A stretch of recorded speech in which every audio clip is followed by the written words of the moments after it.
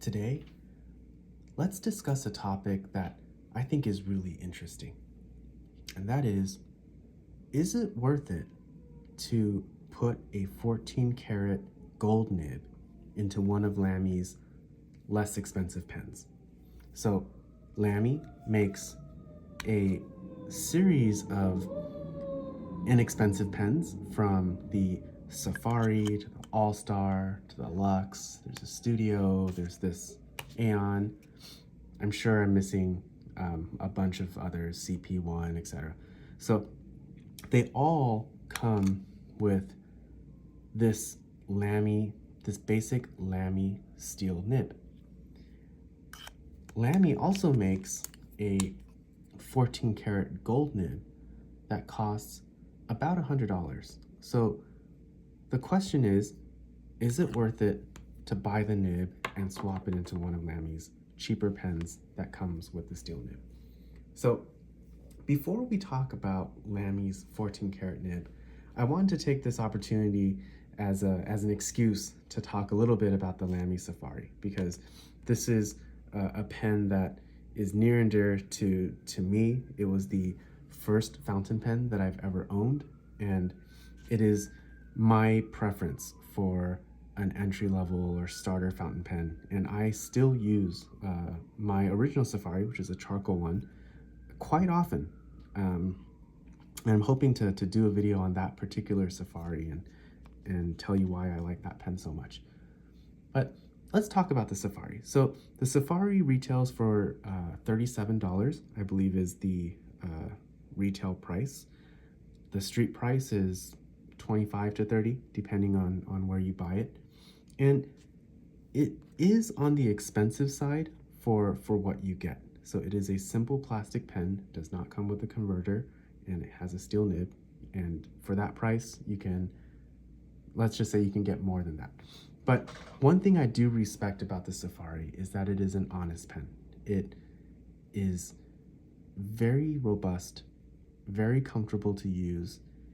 It doesn't pretend to be anything that it's not. And you know, Lamy makes all of them in their factory in Germany. So it's just an honest, no nonsense workhorse type of pen. And there's no arguing the fact that it is an iconic pen in our fountain pen hobby. So definitely a great pen, and it is my choice for a starter pen. There are two impressions or memories I have of the Lamy Safari that have always sort of stuck with me. So the first is, I remember getting the pen from Amazon, getting it delivered for the first time, and being extremely underwhelmed. So it came in that Lamy cardboard box that we all know. I was gonna say we all know and love, but that's not really true. We all know. So came in the cardboard box. I remember taking it out. I remember the little cardboard divider that they put between the pen and the body, the Lamy cartridge in the middle. And I just remember being really underwhelmed by the pen. I never owned a fountain pen before, and it just felt like a really cheap plastic pen that I couldn't believe cost $30 or whatever I paid for it. So that was my first impression. I always kind of remember that impression, and it amuses me how much my perception of the pen has changed over time, because as you know, I've grown to really like the Safari. The second impression or memory I have about this pen is that a former client of mine, an older gentleman, had one of these pens. It was a red Safari with an extra fine nib, and he told me he got extra fine because he was left-handed and he wanted a pen where the ink would dry really quickly. And it was the only pen he used. He just used Lamy Blue, the ink cartridges. And this was at a time when I was bringing like 10 pens with me to work. And I was traveling for work every week. So I was bringing these pens on planes with me, and I was trying to bring pens of all different nib sizes and different colored inks. And here was this guy who was perfectly happy to use his red Lamy Safari with one ink. And I thought, you know, there's something really cool about that. And something really not cool about what I was doing at the time. So that memory always stuck with me. So anyway, that's a rabbit hole to go down, but just two memories I wanted to share and always sort of stuck with me about the Lamy Safari. So let's talk about Lamy's gold nib. So to do that, I'm going to use this Lamy Aeon. But again, these nibs are all interchangeable, so it's the same nib as, you know, this nib would fit right on the Safari if that was the pen you wanted to use it on. So this is a Hobonichi notebook. I'm trying to not waste the days of the planner that I didn't actually use. I guess I was too lazy back in, what is that, May? March? I can't even tell. I guess that's March. I guess back in March I didn't use this paper. I actually really enjoy Hobonichi paper. It's Tomoyo River paper, but they must coat it with something or in some way, because it feels very different than the Tomoyo River paper that comes in other notebooks. So really nice paper. This is Lamy. This is a 14 karat fine nib. And this ink is cross blue black. So first things first, this nib, if you consider it from a value proposition, if you're thinking about the, you know, is it worth the $100 or so that Lamy asks for these, you may ask, well, how does this nib compare to a benchmark gold nib? For that, I want to use this pen. This is the Platinum 3776. And the reason why I think this is a great benchmark pen is because this is one of the best selling gold nib pens. I believe this is the best selling gold nib pen in Japan. So I think this is a great benchmark for a gold nib. Now, if you compare the size of the nibs, you can immediately see that the Lamy nib is a lot smaller. And that's not even the whole story. So if you look at the Platinum nib, it looks kind of like this. And then let's say that's the section of the pen. And the Lamy nib is kind of like that. And let's say that's the section of the Lamy. This is the entire extent of the Lamy nib, because the nib doesn't extend beyond that. The nib, it's the same size as the steel nib, it just slides right off, and that's the entire nib. Whereas the Platinum nib, it kind of continues into the section of the pen. And the thought is, at least my understanding of the reasoning here is, this improves ink flow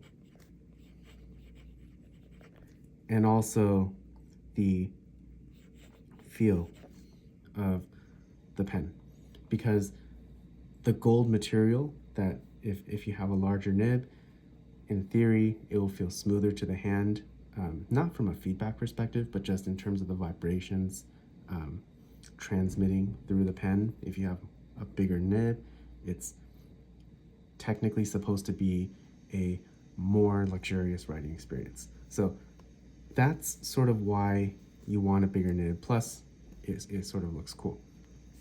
Now, that said, I don't know how Lamy has done this, but Lamy nibs feel really nice.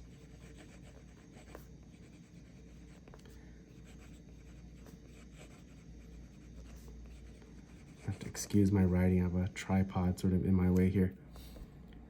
They perform really well. And in terms of ink flow and feel, the ink flow of a Lamy gold nib is really quite nice. They're wet but very controlled.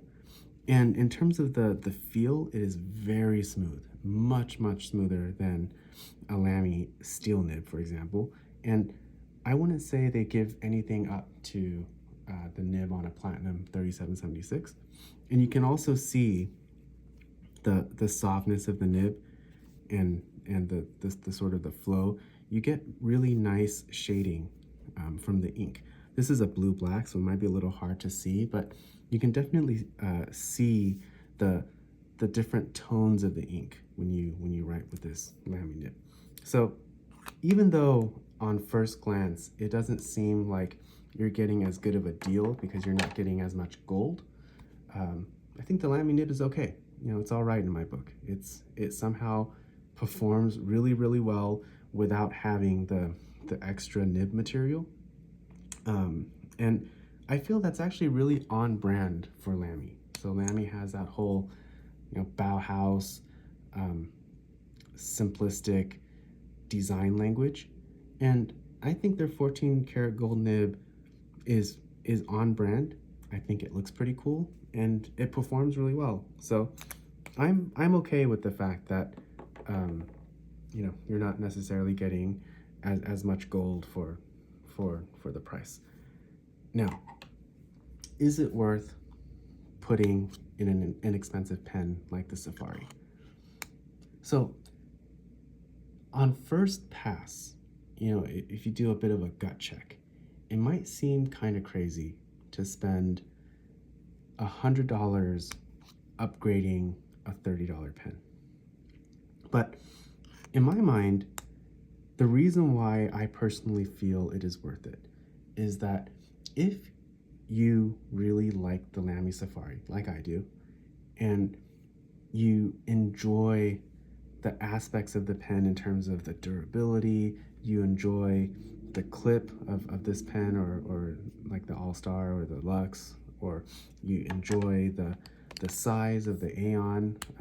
Like for example, I feel like the section diameter of the Aeon is really nice. The balance is really nice. If you like these qualities about the inexpensive Lamy pens that exist, I believe the limiting factor or the weak point of these pens is their steel nib. There's nothing wrong with the Lamy steel nib. It typically performs very well. It writes out of the box for the most part. It's consistent, it's reliable, but it is not by any stretch a luxurious writing experience. It is very hard. The feedback is not great, and a lot of the it's a bit of a harsh writing experience, even compared to other steel nibs. So if you compare a Lamy steel nib to the steel nib on a $10 Pilot Kakuno, the Pilot Kakuno will give you a more refined writing experience. So I always thought of the pens from Lamy that are on the inexpensive side, the nib is the weakest point. So if there's a pen that you really like and you want to address that weakness, putting a 14 karat gold nib makes a lot of sense to me. I get a lot more use out of this Aeon with the 14 karat nib than I ever did with the nib that it came with. And I actually use this pen a lot more than other pens that cost more, frankly, even from Lamy. So I use this Aeon with this 14 karat nib more than the Lamy 2000 because I feel like the 14 karat nib that the Lamy uses or that makes for these pens is just a nicer writing experience. So bit of rambling there, but hope that was useful. I hope that gave you a good idea of what the 14 karat nib is like, and why it might make sense to do something silly like putting the $100 nib in a $30 pen. So anyway, hope that was fun, and thanks for watching.